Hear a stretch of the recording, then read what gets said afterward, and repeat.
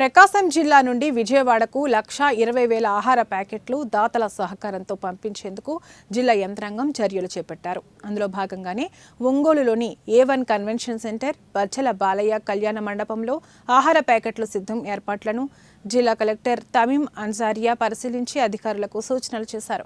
తొలుత జిల్లా collector A1 convention సెంటర్ను సందర్శించి విజయవాడకు పంపుటకు సిద్ధం చేస్తున్న ఆహార ప్యాకెట్లను పరిశీలించి ఆహారాన్ని స్వయంగా తిని చూశారు. సకాలంలో వరద బాధితులకు ఆహార ప్యాకెట్లు అందేలా చర్యలు తీసుకోవాలని జిల్లా కలెక్టర్ అధికారులను ఆదేశించారు.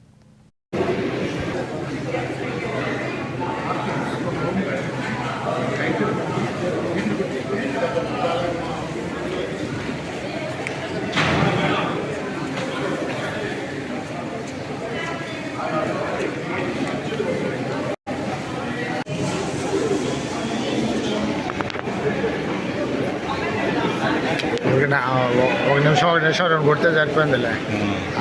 చేసేసి వీళ్ళక వస్తుంది. మీరేందమ్మా డ్యూటీకి వచ్చారా? వీడియో మేము ఫోటోలు తీయద్దు.